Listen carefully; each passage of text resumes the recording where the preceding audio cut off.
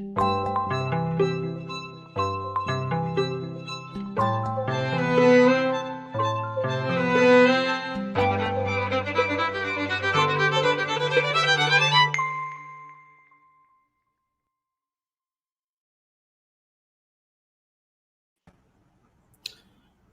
morning, everybody. Good morning. Hey, CK. CK says, good morning, Freaky Friday. Freaky Friday. We bring the freak to Freaky Friday, Dan. No, well, traditionally this is also Fascism Friday. Like, this is the trick we play on everybody, Dan. Every day is Fascism Friday.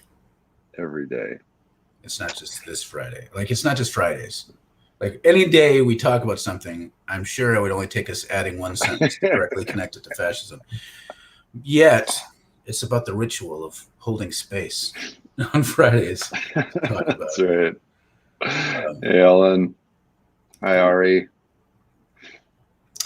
But today we are continuing our conversation on climate change. Yes. And we're going to talk about fascism. We're going to also be a little bit positive, a little bit sunshiny about it too, maybe for us. But first, we had a recommendation. We wanted to have a recommendation, like we're always throwing out ideas for, this transmission broadcast and all of our listeners, because we've been accused of being angry and ineffective. Angry and ineffective. I kind of slurred my. Yes, you did. It was a run-on sentence. And ineffective. We thought it'd be great if anybody out there has the mojo and interest to create design a T-shirt for transmission that just somehow has the transmission logo and says angry and ineffective. Yeah. I would wear that shirt and kind of show it to the world on transmission. That'd be fun. Yeah, we could have our mega donors spread it all around. I'm thinking that Laura, if you end up listening to this, Laura, I'm talking to you, because she seems to have done like every interesting on-beat and off-beat job. So I think that she could probably do this, or arrange to have it done. Virgil is offering to make the shirt. I can make the shirt with your face. I don't know if I want my face on the shirt. Yeah, that might terrify small children. I don't know. I guess it depends. Ellen says I'd be happy to screen print some t-shirt. Let's, there we go. People want to do this, and it isn't. I just feel like having a t-shirts in general that people who are accused of being too cynical, we could just wear these angry and ineffective t-shirts as kind of like a statement to society. Like, I just somehow there's a power in just owning that. Yeah, absolutely. Absolutely. CK brings up something important. We were talking about this right before getting on. It's sentencing day for Chauvin. I like that spelling of his last name. That's sort of like Chopin or something. I like to call him Chauvin sometimes. Chauvin. Yeah, chow down on Chauvin.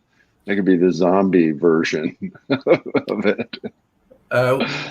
This kind of vaguely connects, because we're really talking about systems thinking. And usually what Dane and I suspect will happen is they'll sentence him severely. Because the system is willing to scapegoat individuals. Is Chauvin the problem? Well, yes, he's a problem, but he's not the system. And so the system will throw him out and send him to the wolves in order to kind of communicate the symbolic message of, see, we've changed, without having to change anything. So people will rightfully celebrate, look, he was sentenced in a way that at least takes it seriously, but it still isn't systemic change. And we're hearing all across the country, all these defunding the police and police abolition movements are really hitting the wall. There's very few systemic wins. And so we can be glad for this somewhat symbolic win, but we should recognize that it's not systemic. And we're talking about climate change and we're talking about systems. And today I think we want to talk a little bit about, well, what do you do? What do you do? And sort of framing the problem in a way that makes the what do you do clearer, right? Uh, so one of the ways to look at this problem, and we did mention my new book the other day, Creation's Wisdom. And so the way that I frame the problem there is that what this really is a crisis of is a crisis of relationship. That the human being, and particularly in the industrialized society, which is largely governed by a particular form of imperial Christianity, has a very disordered relationship between the human being and the rest of creation. And basically, the nature of the disorder is the idea that the human being is separate and superior from the rest of nature, and basically we can do whatever the fuck we want and it'll be fine. And what we're finding is not true. It's not true. And and there's some, I mean, if one can have a sort of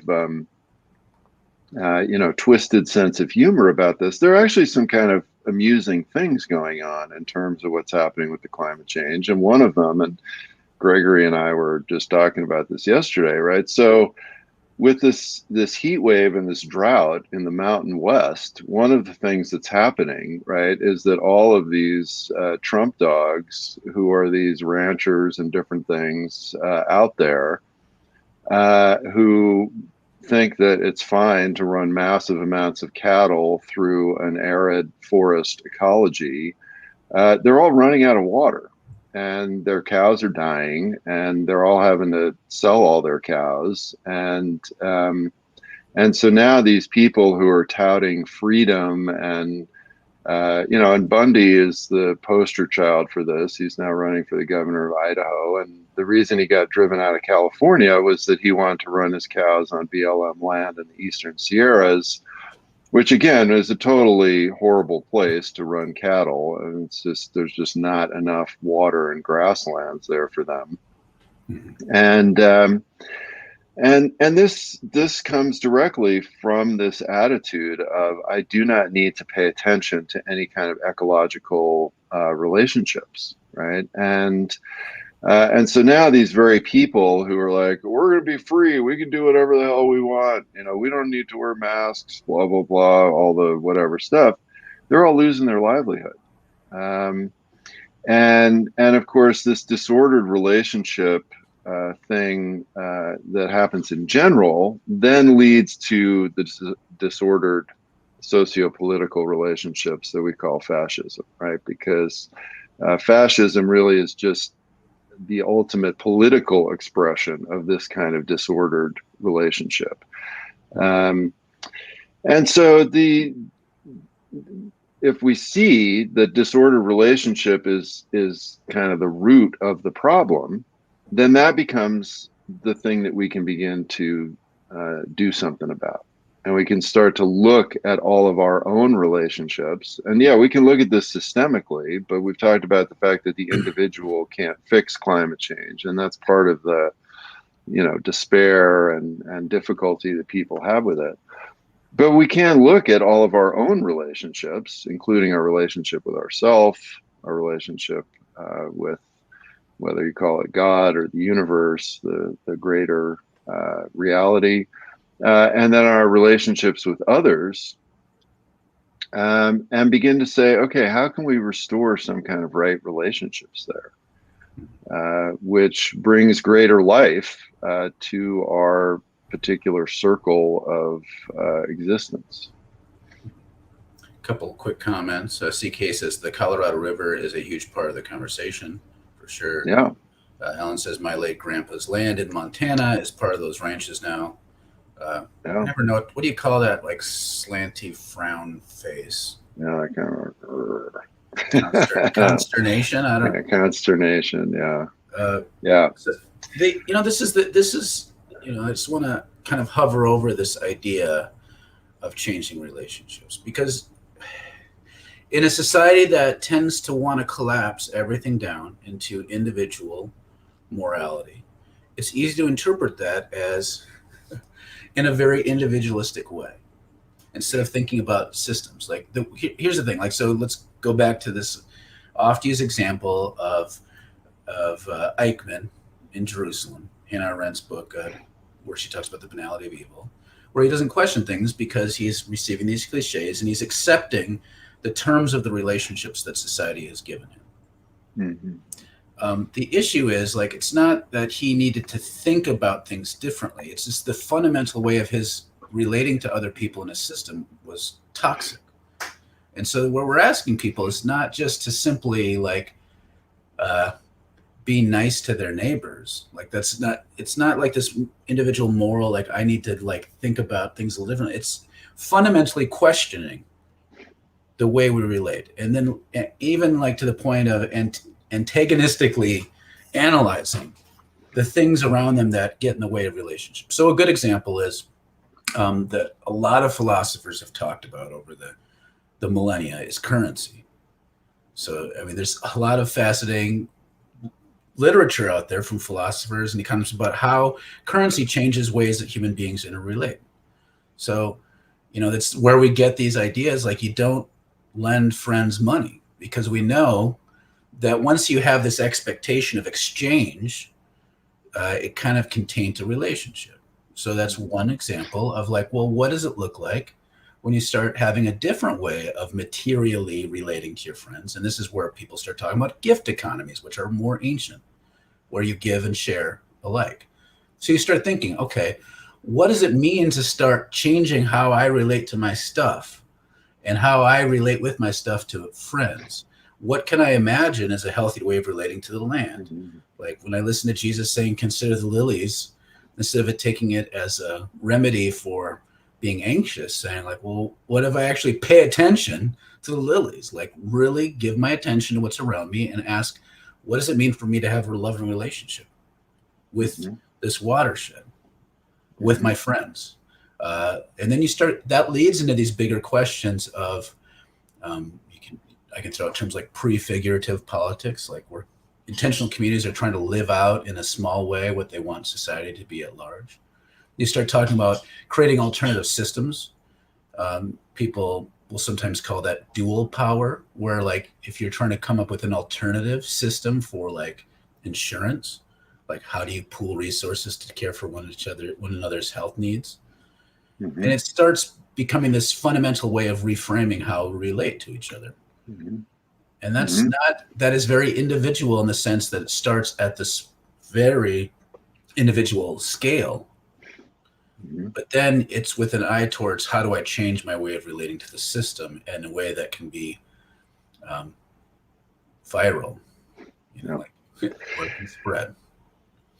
Yeah, or you know, to give another example from my own life and experience. So when we lived in Vermont and at our farm, the other thing that we did was that we built a little medical clinic at the farm, and that's where Deborah and her midwife partner practiced. And so one of the things that we wanted to do was to make healthcare affordable for anyone. And you know, we worked with a lot of people that, you know, we were poor. Everybody we knew was poor. I mean, it was pretty much, you know, Vermont had this great bumper sticker at the time that you would see that said moonlight or starve, you know, and it was all these people that were, you know, sort of going back to the land or trying to scrape by, you know, in these little towns that the old industrial economy had left. And so one of the things that we realized was that in order to have this clinic, we could not have malpractice insurance, because malpractice insurance for a family practice doctor and doing obstetrics is obscenely expensive. It's like $20,000 a year, and $20,000 a year in those days was even more than that is now. But it's a lot of money, right? So what we did was we wrote something up about that, and whenever they would get a new patient, you know, they would sit down and give them this handout, sit down and talk about it and say, look, we we don't have this. And, part of that is so that you can afford to come here. And we're not getting rich off of you and off of this. But we have to have a different kind of relationship, because so if something goes wrong, if you're not happy about something, we need to be able to talk about this and to relate to it. And do you agree to that? Right? Do you agree to enter into that different kind of medical relationship than when you go to a regular clinic or hospital? And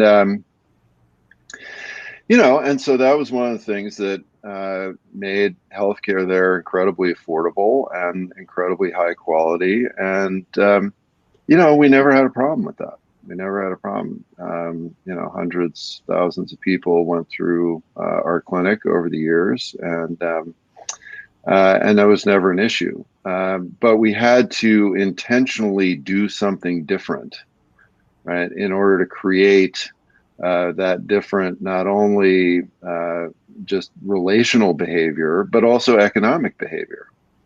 And it was a risk for us, right? I mean, we had to step outside of the system and take a risk and do something different. But we were willing to do that because this was a really important value for us.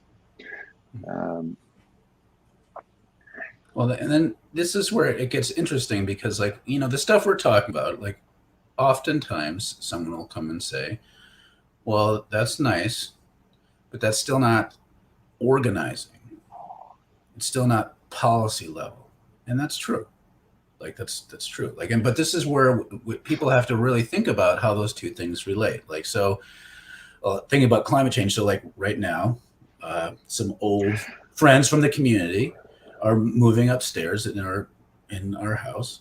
And so Charlie has brought, we have now rabbits in our backyard, and there's going to be a whole ecosystem with their poop is going to be part of our compost. And Charlie plants apple trees around the city and tends to them and does gardening, volunteers to garden for schools and stuff. Well, that's all good. But the part of the thing is, when you do that, you start to get to know other people who are committed to similar sorts of practices. And that becomes a relational network that starts it's very much at this lower level, but then it opens up capacity to work together towards shared goals. So, I'm not that many steps removed from a lot of all the people that go up to the pipeline resistant stuff. I know people, but I'm pretty sure almost everyone who's been there is only 2 or 3 steps removed from me. This isn't they're not entirely random people. We're part of a larger network. And so movement work is largely built on these interrelationships that have been cultivated to develop alternatives at a smaller level, coming together as a coalition to start thinking about how do we put pressure on the larger toxic system. So, yeah, well, and actually in our case, it was connected to organizing because there was a network of midwives within Vermont that had regular meetings. And part of what we were doing and did was to advocate for and create and maintain midwifery and home birth as being legal in the state, right? So there are a lot of states that lay midwifery and home birth is not legal, right? You cannot have your baby in your home, which is just kind of amazing to me, right? And so we did organize, and it was connected to policy.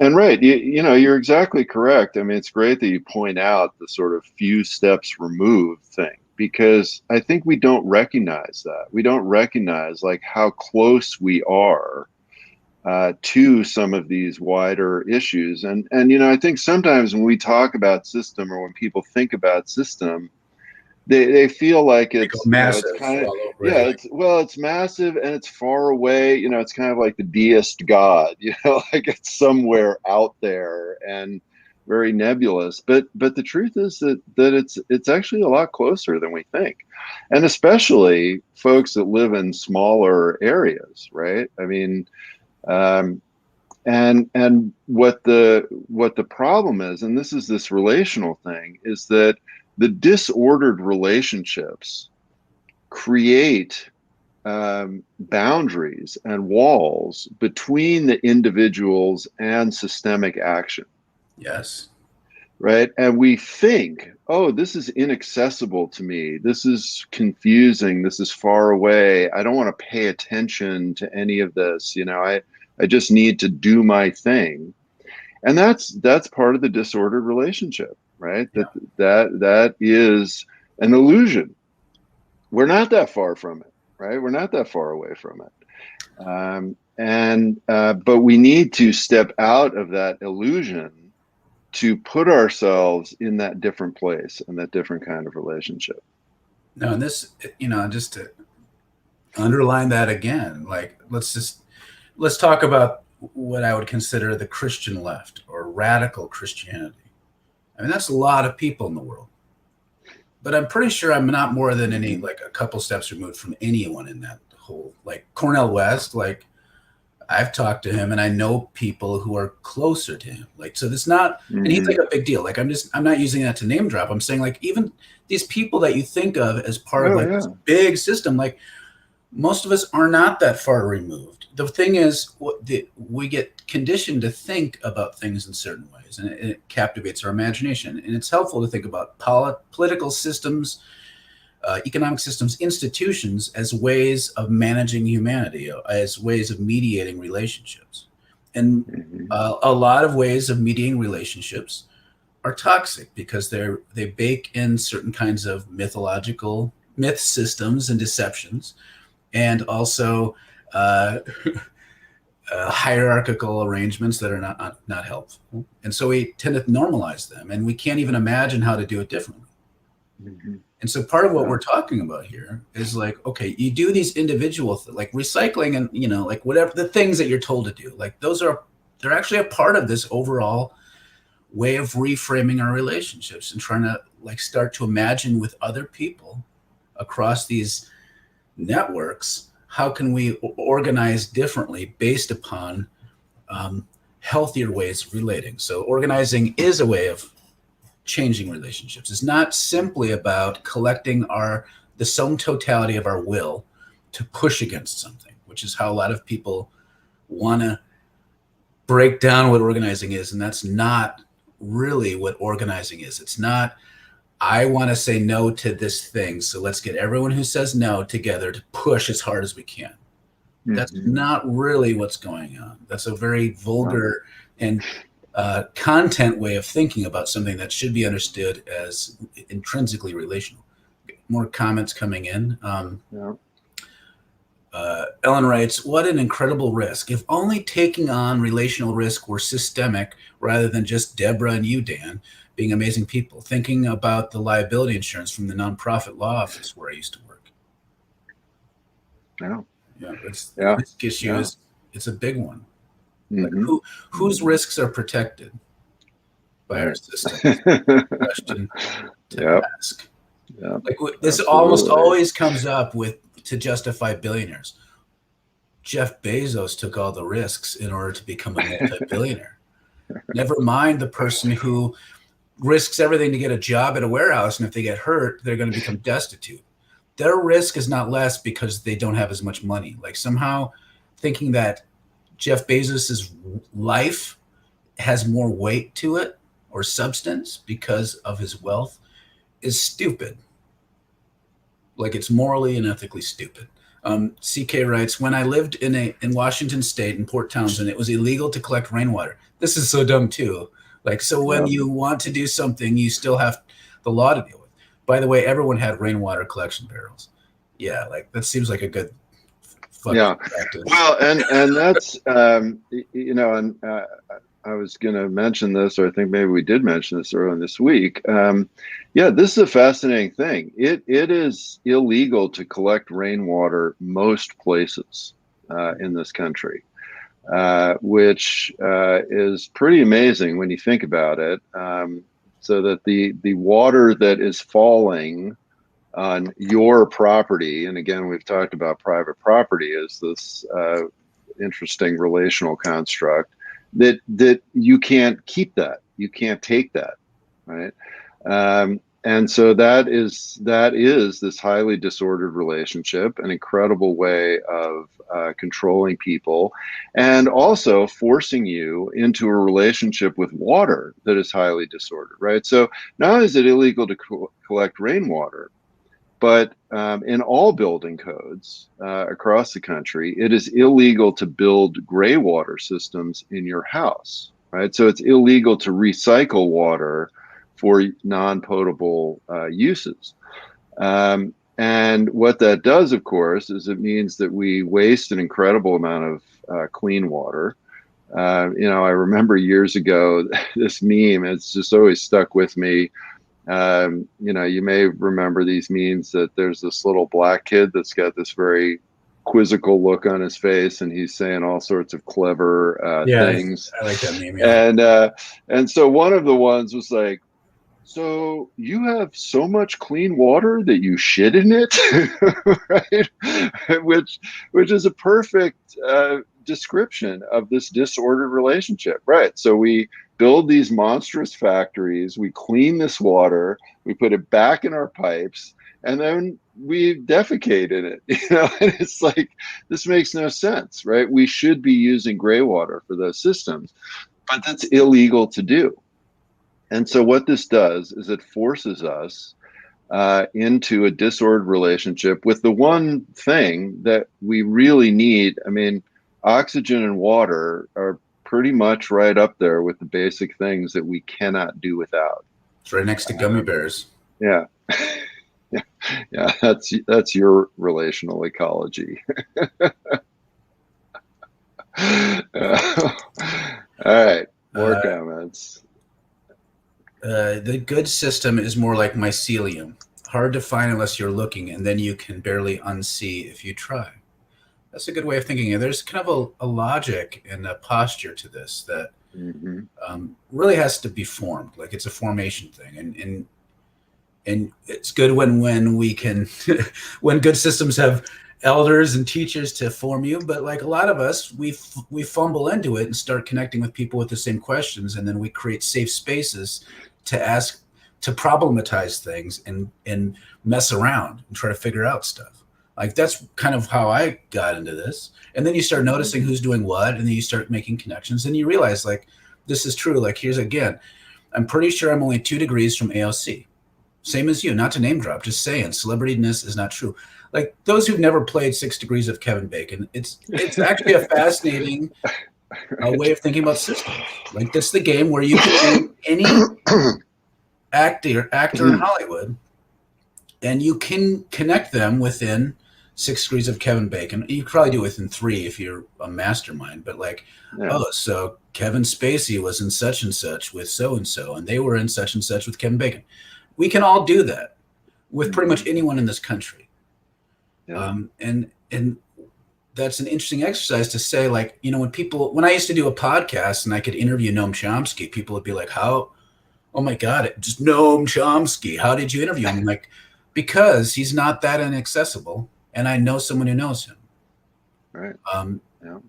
So like you can do that. And what's the relevance of that? It means that if you strip away these barriers that have been put on us, you can start saying like, look, think about what's possible. I mean, and it's kind of a fun kind of thing to think about, but then also like it becomes real. Like what happens if a bunch of us wanted to connect with these other people around a common cause? You start getting into this really fun dream space where you can start scheming together. Along those lines, Ellen says, good fuck you practices. The praxis manual, I didn't realize I needed it until now. Yeah, that would be great. And it's kind of a common saying of mine, so I feel like other people must say something similar out there. Again, systems and everything. So that is a book that needs to be written. Seymour, who I like that you're watching from YouTube. It makes us feel like it's good to put it there. I love this conversation. The thinking that the issues are abstract is not an accident. We are constantly taught that we're alone. And if we practice sustainability in our private lives, we're alone. Yes. Yeah, that exactly. The thinking that the issues are abstract is not an accident. It's a lot of our myths in our society nurture this idea of the atomized self or the buffered self. Mm-hmm. I was just listening to a podcast. I listened to this thing called Throughline from NPR, which is a history podcast. And I'm excited because they're starting a series on capitalism. And they had a roundtable with someone from the Cato Institute who are libertarians, and then a couple people who are probably at least left of center. And every time there was a problem, he kept saying, well, I just sit down with them. The problem is in the system. There's just like sit down with someone who feels like they're overworked and they're afraid of becoming destitute. Sit down with them and talk about what's realistic. What kind of job should they be doing? And he wanted to break everything down to the individual level, that there's no systemic problems. The free market will sort it out, and individuals have to make smart, rational choices. Most social scientists have debunked the idea of rational choice theory as a driving force in our society. And that is pushed on us because then we don't notice the system and we're more malleable and can be function within the system that benefits the powerful. Like this is... Well, right. We're malleable and disempowered because we feel bad and guilty if things aren't going well in our lives. Right. And then we shrink. Right. And you can see people physically like, oh, I'm not making good choices. I mean, how many times have our, poor children been hammered into the make good choices? Otherwise you could end up under a bridge. Or work at McDonald's. By the way, this is fascinating too. Just two quick things. And there's a fast food chain in Texas that is starting to pay teenage managers of their fast food chains $50,000 a year in order to make up the shortfall. They've noticed the talented teenagers who can manage, and they're like, we'll just pay you $50,000 a year if you're willing to do this, which is fascinating, just as an aside. But the other thing, just to get quick, and again, like people that are really organizer-minded, sometimes it's right to be frustrated when you break it down to the individual level. But this is really at some level where it has to start. So Paulo Freire, I brought this up before. Part of his thinking is this assumption that you take when you're working with campesinos or peasants, that you nurture dialogue where the two people, students, can start problematizing something and understand the problem. And then that's the process of conscientization, where they realize this is the problem. I'm now questioning my place in this system, is where it all begins. And then those people who have shared that dialogue, he calls dialogue in a very particular philosophical term, people start dialoguing, they can start creating possibilities. So it has to break down where, and Jesus said this, wherever two or more are gathered in my name. He's not just saying a nicety. He's saying wherever two or more people are gathered in with a kingdom way of seeing things, the Spirit of God is there, and we can start imagining alternatives.